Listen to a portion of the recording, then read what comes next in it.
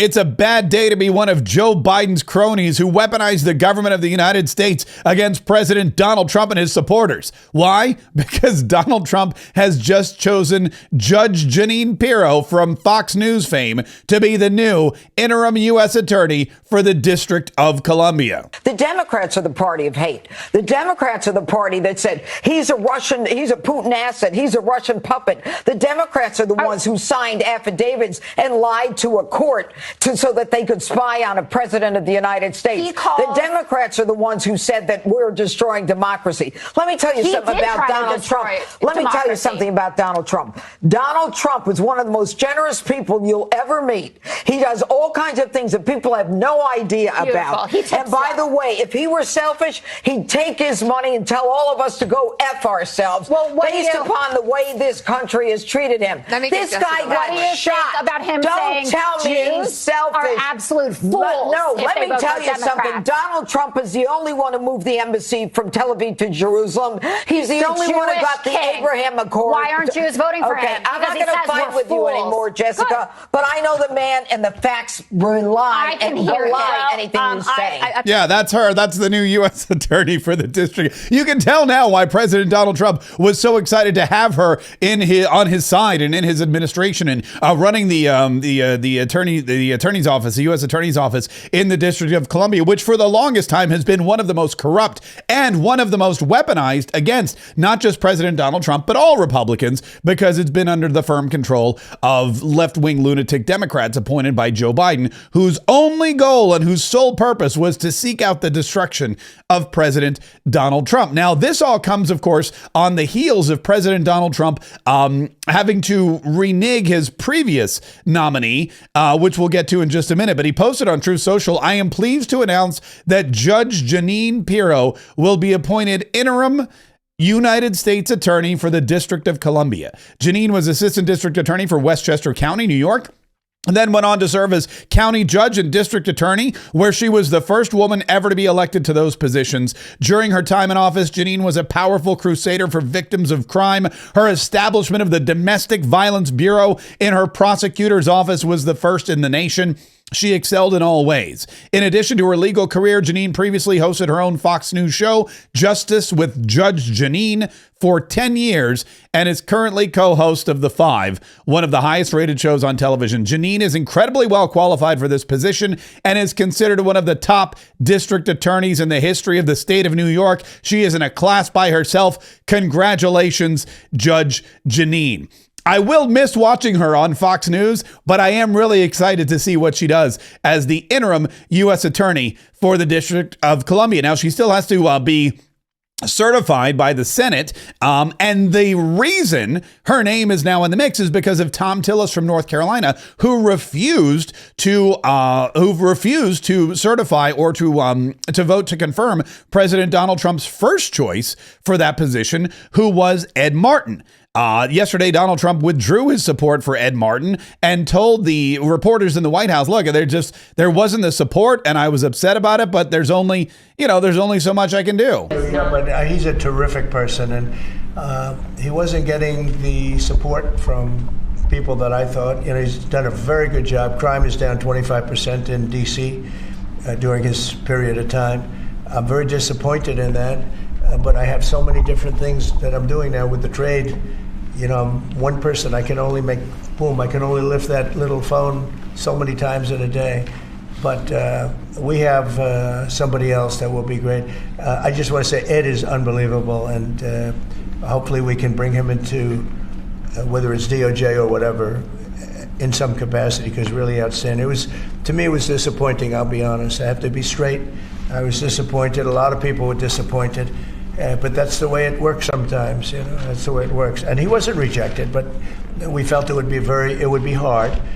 And we have somebody else that we'll be announcing over the next 2 days who's going to be great. And that person is, of course, Judge Jeanine Pirro, as we now know. But President Donald Trump was right. It would be hard for Ed Martin to get confirmed, because Tom Tillis came out, and even though, in what was really a peculiar statement, he said, look, I liked his answers. I liked what he had to say. He defended himself well. We agree on a lot of things, but I'm not going to defend him at all. And I'm not going to vote to confirm him. So President Donald Trump saying, look, I could have called Tom Tillis and yelled at him. I could have called and put him in his place. I could have called and threatened to primary him. I could have called and said, I'm going to support somebody in place of you in the next election unless you vote for Ed Martin to be the U.S. attorney for the District of Columbia. I could do all that, but I'm busy. I'm making trade deals. I got stuff going on here. I'm being president of the United States, leader of the free world. I'm trying to regrow our economy and deport all these illegal criminals.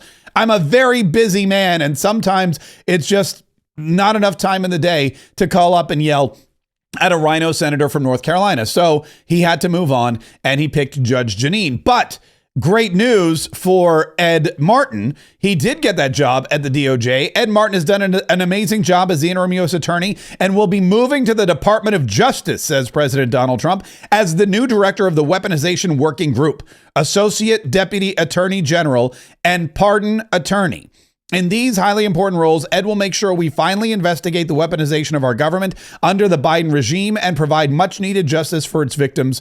Congratulations, Ed. What that means is that the guy that Donald Trump wanted running the District of Columbia U.S. Attorney's Office will now be going after all of the deep state operatives in the FBI, in the CIA, in the IRS, in the White House, wherever they were. He is now in charge of going after them, prosecuting them, and bringing them to justice. And that is not the person the Democrats wanted in that role. So with the deep state pressuring Tom Tillis or working with their rhino friend from North Carolina to move or to stymie, rather, the movement of Ed Martin into that position, they've now put Ed Martin in a position where they don't need Senate confirmation, and he can do a lot more damage to the deep state and the Democrat Party. So be careful what you wish for, folks. Sometimes you do get it. Donald Trump wished for a trade agreement with the UK, and he got one. He announced it yesterday in a 10 o'clock press conference with Keir Starmer, the UK Prime Minister, on the phone.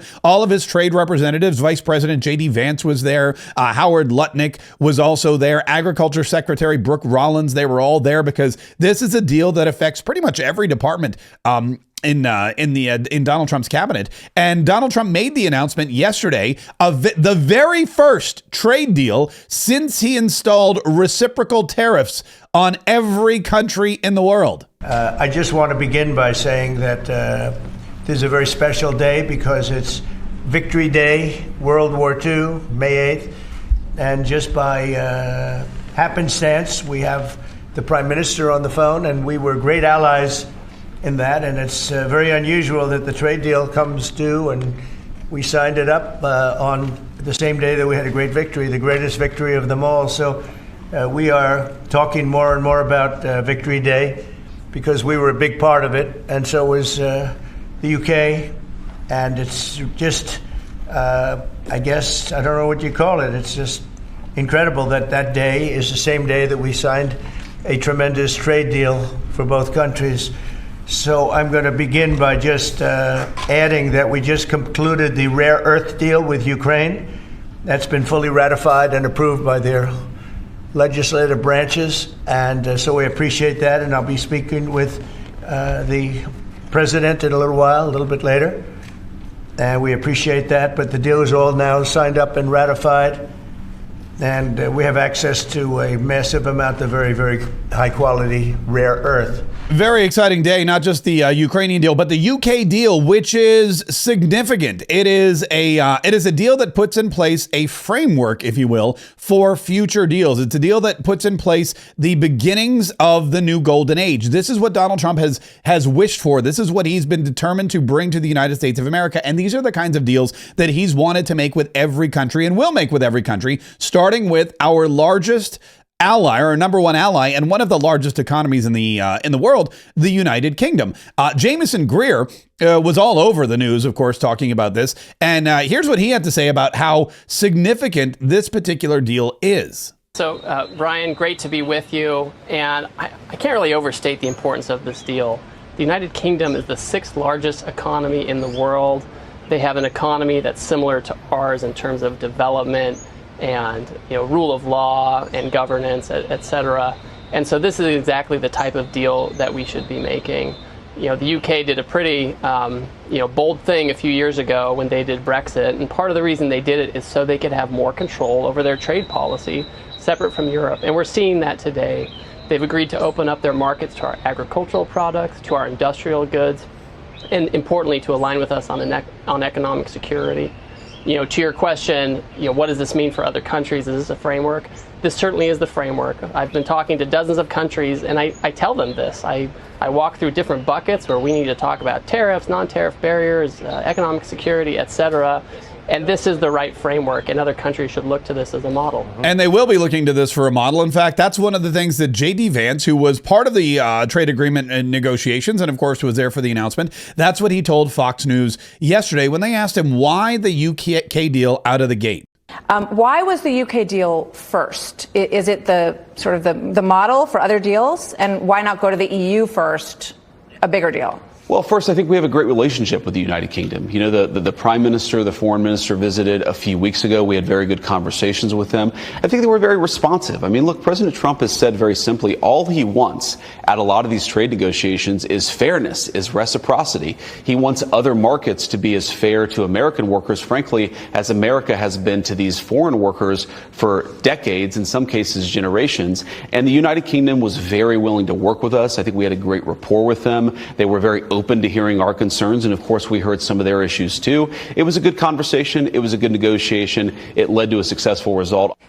And that is exactly what we're looking for out of the other future deals. We're looking for successful arrangements. We're looking for complementary arrangements, and we're looking for great results. And we imagine that we're going to get them. Brooke Rollins, who's the agriculture secretary, she was part of the deal as well. She was part of this agreement. And as far as the agricultural trade barriers being lifted and the ability of the United States and United States farmers to now do deals with the UK, that is huge for our economic growth. And she pointed that out. So I was standing in the Oval Office today, Sean, with President Trump, and just thinking to myself, I hope every American wakes up and watches this and understands what this man has done. He is bold. He is fearless. The courage is remarkable. He is completely realigning the entire world economy around agriculture and around putting Americans first. And you're right. We have been living under a tariff regime, but it's a tariff regime of other countries for so long now. And that all changed on Liberation Day, I think 4 weeks ago. But today was the first significant step as we reorient the entire world and put America first. It's just a really, really big day. Yeah, very huge day for America, for the world, for the UK, and for anyone who has an interest in our economy, which is, well, pretty much every single person in the entire world. Speaking of revamping and a new start and big, bold maneuvers and strokes that Donald Trump is making, the FAA has become really a spotlighted part of America's infrastructure problems. Pete Buttigieg, who was the former transportation secretary, and Joe Biden not only ignored but neglected the current air traffic control system.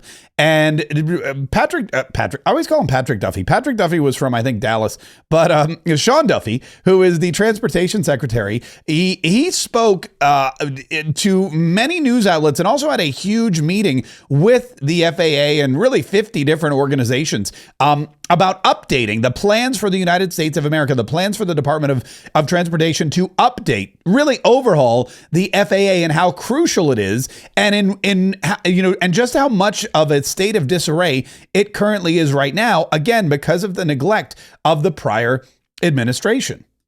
This is real. And you've actually lost controllers because they were so stressed when that happened. And so what I would tell you is what you saw in Newark, you will see variations of that through the airspace in the coming years unless we undertake this mission. And that is something that he is undertaking. He's undertaking it by order of the President of the United States. Do you remember when DOJ would send team members into the various different departments? Or I think it was Kelly Loeffler. She went into the Small Business Administration and she saw just rows and rows of empty cubicles, empty desks where people hadn't worked for years because they were sent home during COVID and they never returned to the office. And all of that space was being underutilized and wasted, and the electricity that they were paying for all those buildings. Nobody was at work, and that was one of the very first things that they did. They demanded that people come back to work. Well, apparently that was going on at the Department of Transportation as well, and it was Pete Buttigieg, this secretary himself, who was one of the worst offenders. The prior secretary indicated to me that this was a department that ran itself, and when he was a secretary, I'm not sure that he actually showed up to the office. Most of the office didn't come into work. And so as I've been here, this is my 100th day, Sean, I've been here for 100 days. And this is more than a full-time job. You have to show up. You have to work 12, 16 hours a day to do this job. And if you don't come, things don't happen. And for Pete Buttigieg, when you don't show up and you get multiple warnings from watchdog groups that say, hey, listen, the air traffic control system is failing. You have to take action. They did absolutely nothing. The Biden administration, remember this, Sean? They spent $1.2 trillion on infrastructure in America. $1.2 trillion.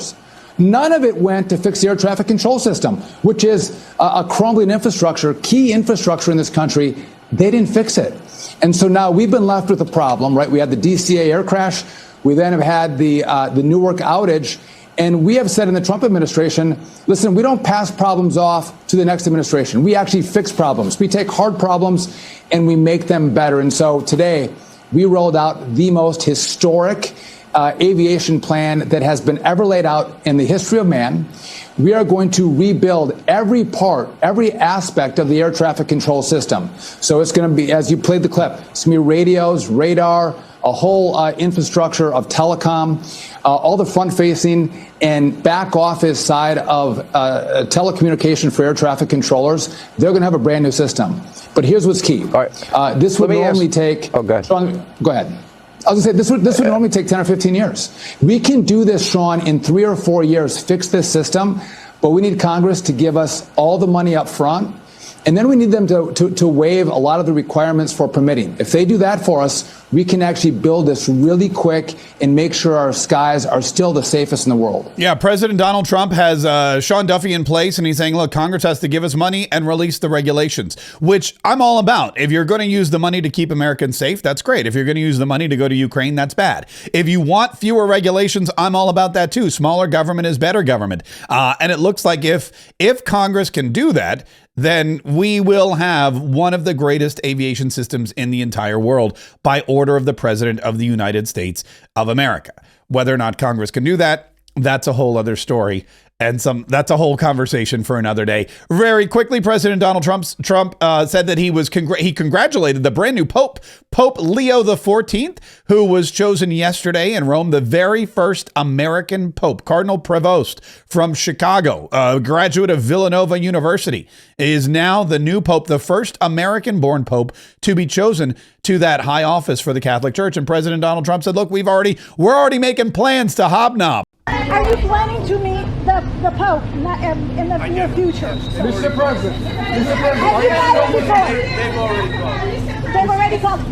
When is that? Do you have a timing in mind? They have already spoken to us, and we'll see what happens. They've already called. The Pope called. The Pope was like, I'm the Pope. And then he immediately said, call President Trump. I gotta meet with that guy. But I imagine the American president, the American Pope, there will be some kind of meeting, whether it's at the White House or in Rome or somewhere else.